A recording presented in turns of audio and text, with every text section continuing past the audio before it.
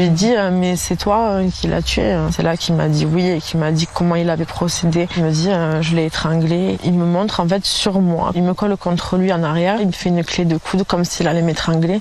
Il me dit que c'est quand il a étranglé Delphine, c'est là qu'elle a fait ses besoins sur elle. Quand on étrangle quelqu'un, la personne fait ses besoins sur elle. C'est lui qui me dit ça. Et je lui ai dit pourquoi tu l'as pas tout simplement laissé partir. Il me dit que sinon elle allait le faire chier avec la maison et les enfants.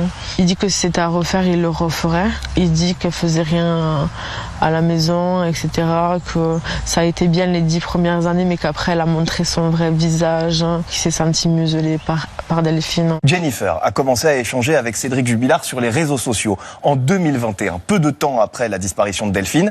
Leurs rapports sont d'abord amicaux, ils s'appellent, ils s'écrivent et continuent à se parler une fois qu'il est incarcéré. La première rencontre physique a lieu en octobre 2024 au Parloir. C'est là que débute une histoire d'amour. Jennifer dit avoir interrogé plusieurs fois Cédric Jubilard sur la disparition de Delphine lors de différents parloirs. Elle affirme même qu'il lui aurait donné des indications précises sur le lieu où il aurait caché le corps.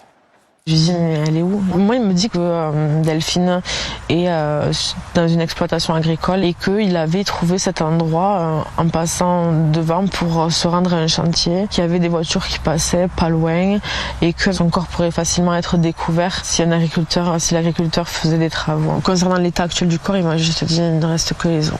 Il me dit de toute façon même si on retrouve Delphine, il n'y a rien qui me relie au meurtre de Delphine.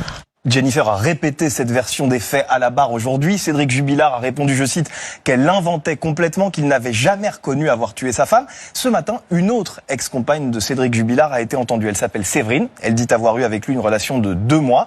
Elle l'a défendu dans la salle d'audience, puis juste après, devant la presse. Cédric, je ne le crois pas coupable. Cédric, c'est quelqu'un de bien, en fait. Il n'est pas du tout méchant.